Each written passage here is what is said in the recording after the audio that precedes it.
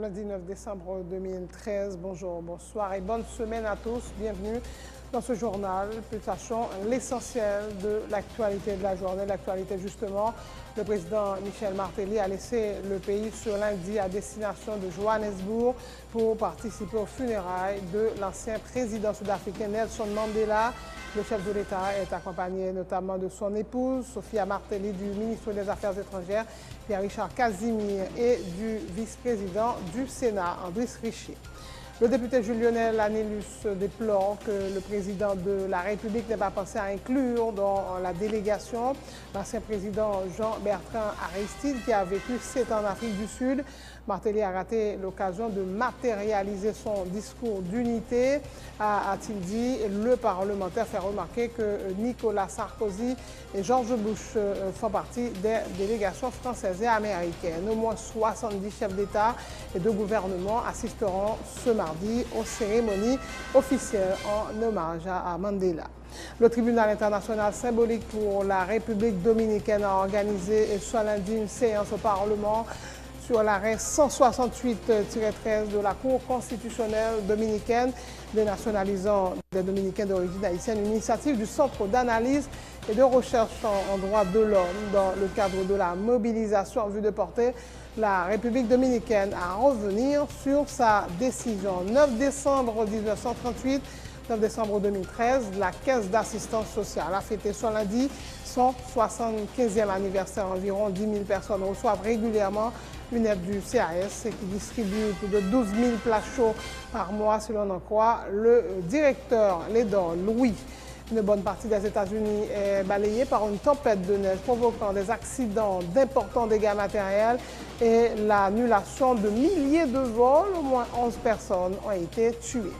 Les soldats français ont entamé le désarmement des milices et des groupes armés ce lundi à Bangui, la capitale centrafricaine, où des affrontements ont fait environ près de 400 morts depuis jeudi. L'opération de désarmement vise principalement les combattants de l'ex-Séléka coupables de nombreuses exactions sur la population sport. Lionel Messi, Franck Ribéry et Cristiano Ronaldo sont les 3 finalistes pour le Ballon d'Or 2013. Le trophée sera décerné le 13 janvier 2014 à Zurich. À 6 mois de la Coupe du monde de football au Brésil, au moins 3 personnes ont été gravement blessées dimanche lors d'affrontements d'une rare violence entre supporters pendant un match du championnat de football opposant Atlético Paranense à Vasco de Gama. Voilà, mesdames et messieurs, pour le menu du journal.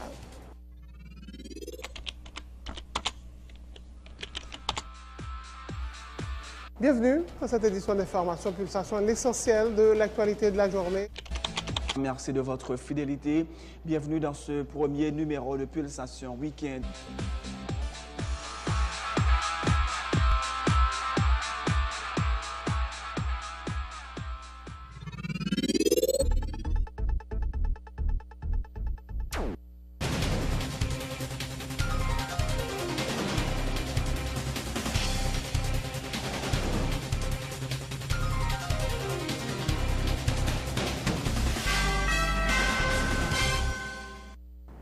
Donc, chef, bonjour, bonsoir, bienvenue dans le développement du journal.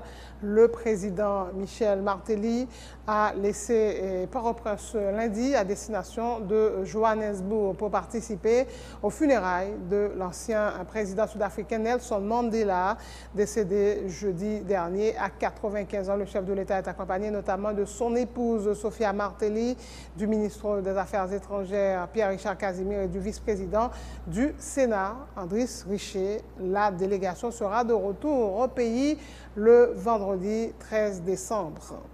Au moins 70 chefs d'État et de gouvernement assisteront ce mardi aux cérémonies officielles en hommage à Nelson Mandela. Le député Jules-Lionel Anélus déplore que le président de la République n'ait pas pensé à inclure dans la délégation l'ancien président Jean-Bertrand Aristide, qui a vécu 7 ans en Afrique du Sud. Martelly, a-t-il dit, a raté l'occasion de matérialiser son discours d'unité. Le parlementaire fait remarquer que Nicolas Sarkozy et George Bush font partie des délégations françaises et américaines.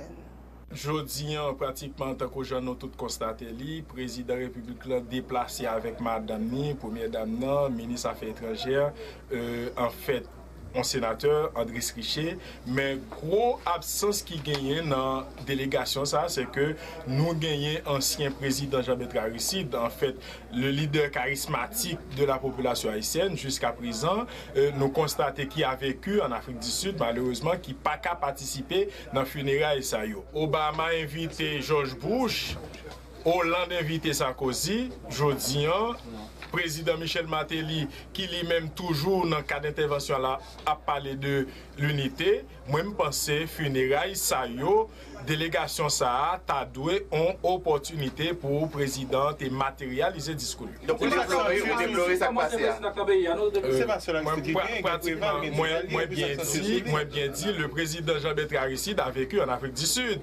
Donc, il est passé environ 5 à 6 ans en Afrique du Sud. Ça veut dire qu'il y a une sorte de culture qui est partagée entre Jean-Bertrand Aristide et, en fait, peuple sud-africain. Ça veut dire que on présente Jean-Bertrand Aristide dans la délégation qui sortit en Haïti, ça t'a montré l'unité effectivement que le président Joseph Michel Martelly a parlé de. Vous pensez que l'unité président Martelly a prôné son bail qui n'est pas sincère?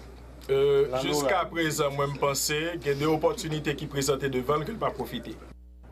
Au point de l'actualité, le tribunal international symbolique pour la République dominicaine a organisé ce lundi une séance au Parlement haïtien. Ce tribunal spécial doit se prononcer sur l'arrêt 168-13 de la Cour constitutionnelle dominicaine dénationalisant des Dominicains d'origine haïtienne, une initiative du Centre d'analyse et de recherche en droits de l'homme. Cette séance au tribunal international spécial s'inscrit dans le cadre de la mobilisation en vue de porter la République dominicaine à revenir sur sa décision. La sentence de la Cour constitutionnelle dominicaine constitue une violation flagrante des principes fondamentaux qui sous-tendent tout l'édifice des droits humains et des libertés fondamentales, selon le directeur exécutif du CARD, Gédéon Jean.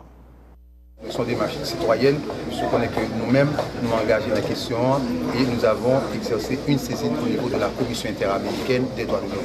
Mais en attendant, on a essayé de sensibiliser toute la communauté haïtienne sur la question, parce que ça qui est un petit peu préoccupé nous-mêmes, pendant que toute la coopération internationale, que ce soit sur le plan multilatéral ou encore sur le plan régional, etc., et montrer aux préoccupés par telle question. Moi, en Haïti, la société n'a pas tellement occupée avec une question comme ça. C'est vrai que ce sont questions qui ne concernent pas directement les Haïtiens, mais quand on n'a pas analysé l'ampleur même de cette décision de ce carrière, ça va toucher plus de 200 000 Dominicains d'habitation haïtienne.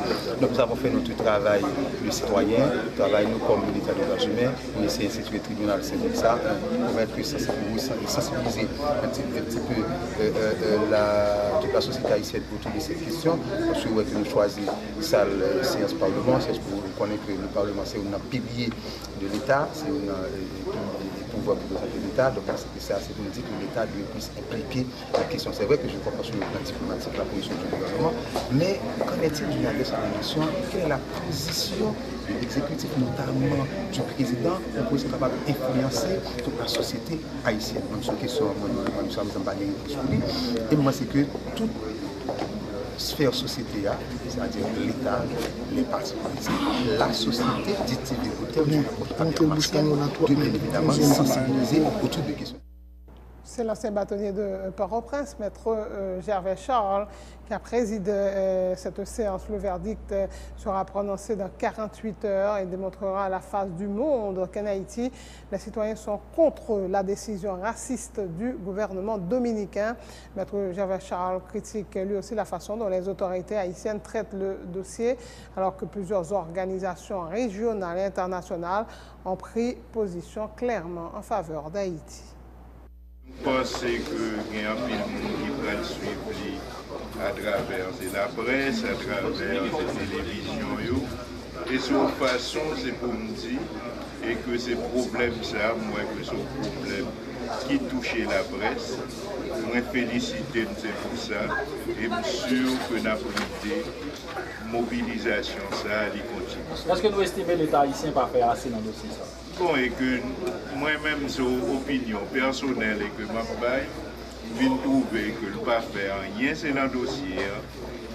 puisque l'État haïtien va jamais faire rien là-dedans, et que plutôt l'Organisation des droits de l'homme prend ces relèves-là pour que les capables, s'il le faut, critiquer ces comportements d'État haïtien. Mais c'est un dit que le tribunal a procédé à prendre, qui ça va le servir?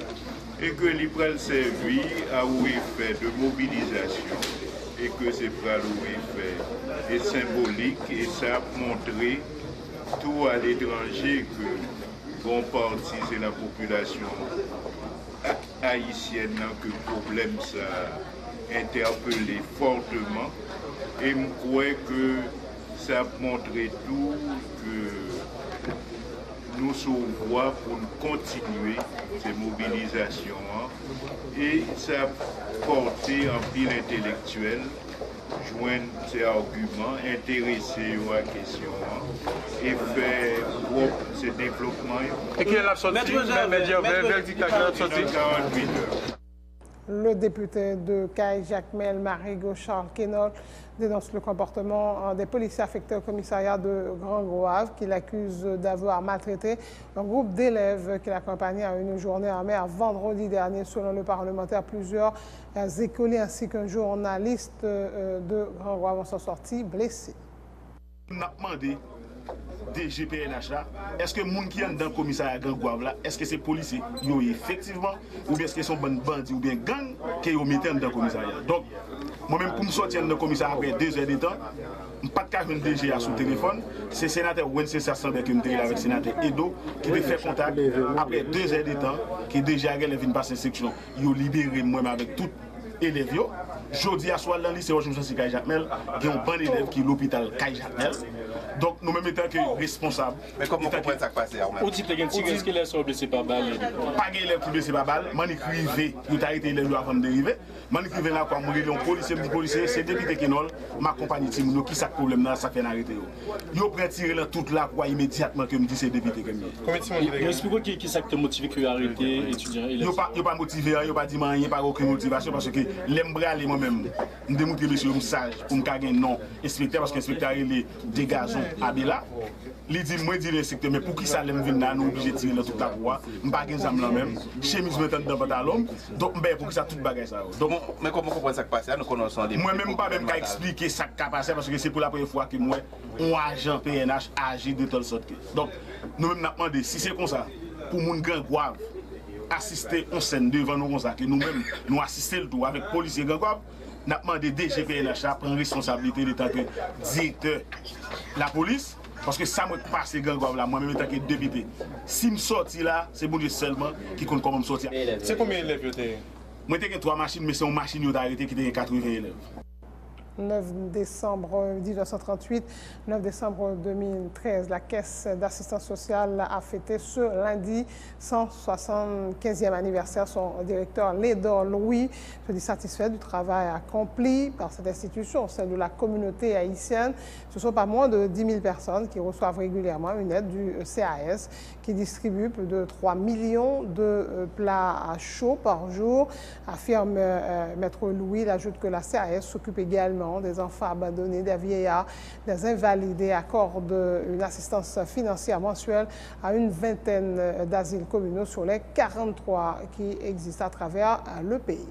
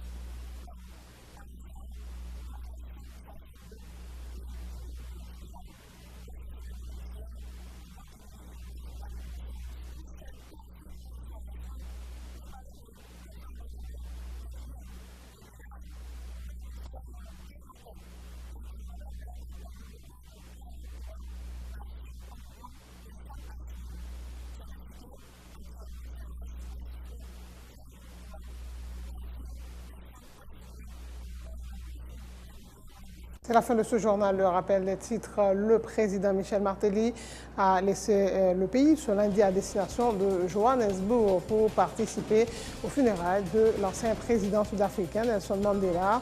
Le chef de l'État est accompagné notamment de son épouse, du ministre des Affaires étrangères et du vice-président du Sénat. Le député Jules-Lionel Nilus déplore que le président de la République n'ait pas pensé à inclure dans la délégation l'ancien président Jean-Bertrand Aristide qui a vécu 7 ans en Afrique du Sud. Martelly a raté l'occasion de matérialiser son discours d'unité, a-t-il dit. Le parlementaire fait remarquer que Nicolas Sarkozy et Georges Bush font partie des délégations françaises et américaines. Au moins 70 chefs d'État et de gouvernement assisteront ce mardi aux cérémonies officielles en hommage à Nelson Mandela. Le tribunal international symbolique pour la République dominicaine a organisé ce lundi une séance au Parlement haïtien sur l'arrêt 168-13 de la Cour constitutionnelle dominicaine dénationalisant des Dominicains d'origine haïtienne, initiative du Centre d'analyse et de recherche en droits de l'homme dans le cadre de la mobilisation en vue de porter les autorités dominicaines à revenir sur leurs décisions. 9 décembre 1938, 9 décembre 2013, la Caisse d'assistance sociale a fêté ce lundi son 75e anniversaire. Environ 10 000 personnes reçoivent régulièrement une aide du CAS qui distribue plus de 12 000 plats chauds par mois, selon en quoi le directeur Lédor Louis. Dans l'international, une bonne partie des États-Unis est balayée par une tempête de neige provoquant des accidents, d'importants dégâts matériels et l'annulation des milliers de vols. Au moins 11 personnes ont été tuées. Les soldats français ont entamé le désarmement des milices et des groupes armés ce lundi à Bangui, la capitale centrafricaine, où des affrontements ont fait environ 400 morts. Depuis jeudi, l'opération de désarmement vise principalement les combattants de l'ex-Séléka, coupables de nombreuses exactions sur la population. En sport, Lionel Messi, Franck Ribéry et Cristiano Ronaldo sont sans surprise les 3 finalistes pour le Ballon d'Or 2013. Le trophée sera décerné le 13 janvier 2014 à Zurich. À 6 mois de la Coupe du monde de football au Brésil, au moins 3 personnes ont été gravement blessées dimanche lors d'affrontements d'une rare violence entre supporters pendant un match du championnat de football opposant Atlético Paranense à Vasco de Gama. Merci de votre attention. Je vous souhaite de passer une bonne soirée et accompagné de Télé Pluriel, de bons moments donc sur la chaîne 44. Et je prends quelques secondes pour saluer notre réalisateur qui est papa pour la première fois.